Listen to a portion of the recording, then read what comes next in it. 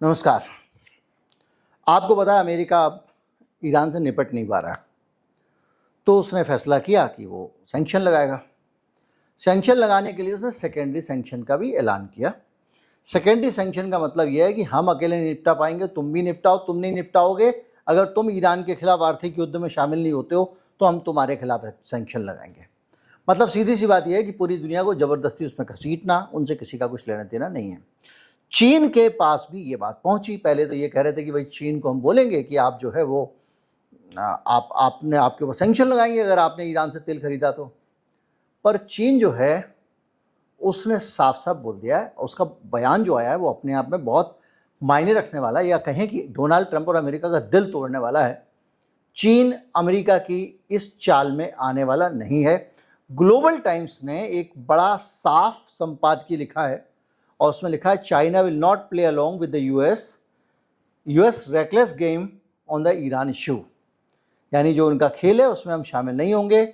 और global times ने साफ साफ लिखा कि अमेरिका ये तय नहीं कर सकता कि दूसरे देश किसके साथ व्यापार करें, मतलब हम किसके साथ व्यापार करें अमेरिका तय नहीं कर सकता। ये हमारे वाले भी बोलना सीख जाए, दुनिया बदल जाएगी। बहरहाल जो भी है, चीन ने कहा कि अंतर्राष्ट्रीय व्यापार के किस नियम के हिसाब से ये बात वो कह रहा है।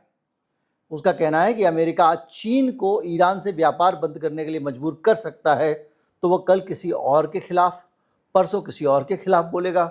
तो हम अपना देश अपने हिसाब से चलाएंगे, अमेरिका के हिसाब से चलाएंगे।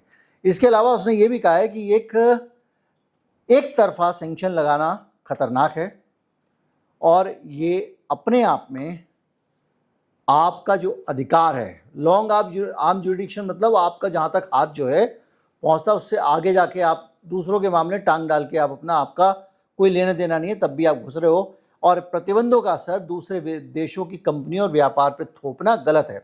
और चीन ने अमेरिका को ये कहा कि भाई आप अगर नाकाम हो गए हो, आप फेल हो गए हो, तो आपकी असफलता का बोझ आप हमारे ऊपर क्यों डाल रहे हो, और आप जो है लक्ष्य अपना हासिल नहीं कर पा रहे हो तो दूसरे देशों को आर्थिक अभियान में क्यों घसीट रहे हो। ग्लोबल टाइम्स ने इसे कहा कि ये अमेरिका का राजनीतिक संकट है। युद्ध से निकलने के लिए वो बार बार टैक्टिक्स बदल रहा है, जो हम आपको बताते हैं, और अलग अलग चीज़ों में वो अपनी टैक्टिक्स से निकलने की कोशिश कर रहा है। ग्लोबल टाइम कह रहा है कि सिर्फ प्रतिबंधों का नुकसान, ये प्रतिबंध नहीं लगना चाहिए, केवल ईरान नहीं उठाएगा क्योंकि इससे तेल की कीमतों पर असर पड़ेगा, पूरी दुनिया में एनर्जी महंगी हो जाएगी, शिपिंग महंगी होगी, महंगाई बढ़ सकती है और दुनिया के बाजार अस्थिर हो सकते हैं। इसलिए अमेरिका का ये कदम ट्रंप की नाक बचा सकता है लेकिन दुनिया को नुकसान पहुंचाने वाला है। चीन की दिक्कत यह है कि चीन इसमें क्यों नहीं पड़ना चाह रहा है, क्योंकि मैं बताऊं आपको, ईरान का तेल, चीन की बहुत सारी छोटी छोटी रिफाइनरी भी हैं, उनके लिए एक तरह से ये प्राणवायु है कि वो चीन से ईरान का तेल लाते थे, अपना रिफाइनिंग करते थे, उसका डीजल पेट्रोल वगैरह बनाते थे। अब ये है कि वो छोटी रिफाइनरियाँ ब्राज़ील और आपका इराक के ऊपर निर्भर हो गई हैं, तो इससे चीन को काफ़ी नुकसान हुआ है। तो वो ये भी कह रहा है कि भाई हमारा एक क्रूड ऑयल का उसका जो ऑप्शन था चला गया। कुल मिला के सीधी सी बात यह है कि चीन ने अमेरिका के प्रतिबंधों में शामिल होने से साफ इनकार कर दिया है।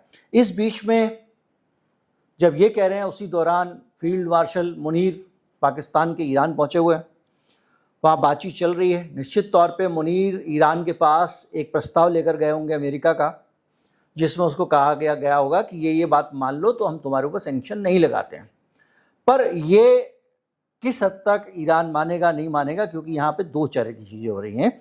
जो पेजेश्कियन है ईरान के राष्ट्रपति, वो बार बार संकेत दे रहे हैं कि अब समझौता कर लेना चाहिए, बहुत लड़ाई हो गई, ख़त्म करो वगैरह वगैरह, ये राइट टाइम है। और जो MOU हमने साइन किया था उसको फॉलो करके, मतलब कुल मिला कह रहे हैं ट्रंप को निकल जाए यार, बच के रहो, क्या दिक्कत है।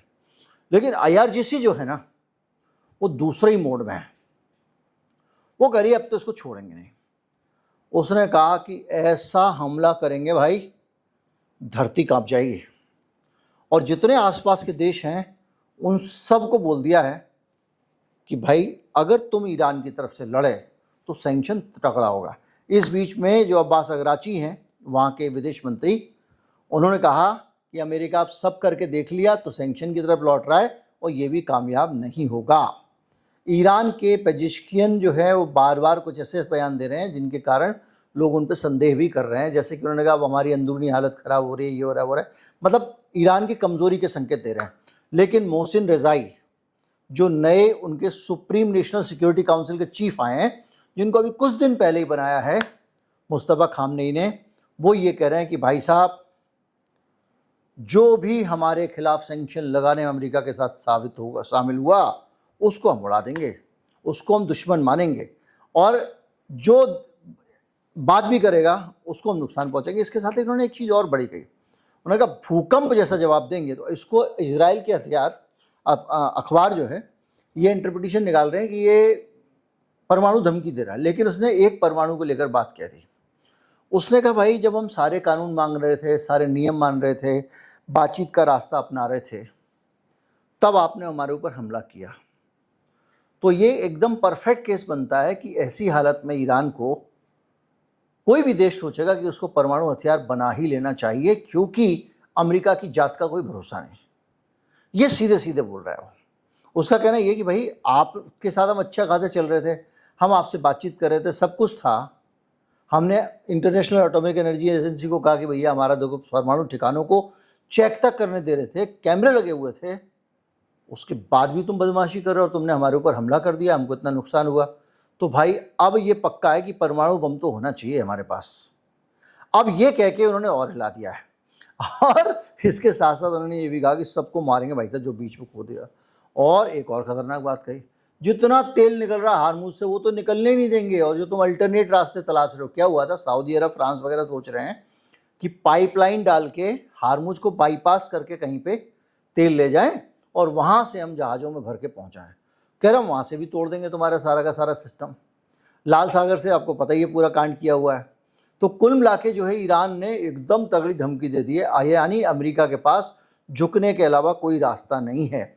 ईरान कह रहा है कि हमारे खिलाफ आर्थिक युद्ध बढ़ाया तो हार्मुज से एक जहाज़ नहीं निकलने देंगे, चाहे जो कुछ हो जाए। अब ये अपने आप में खतरनाक चीज़ हो गई है। उधर अमेरिका की तरफ से डोनाल्ड ट्रंप कह रहे हैं भैया ये तो हमारा है, बोले वो ऐसे ही करते रहते हैं, आपको तो पता है कुल मिला के। और ये एक खतरनाक चीज़ है। इस बीच में यूएई का फैसला आपको पता ही है क्या आया था।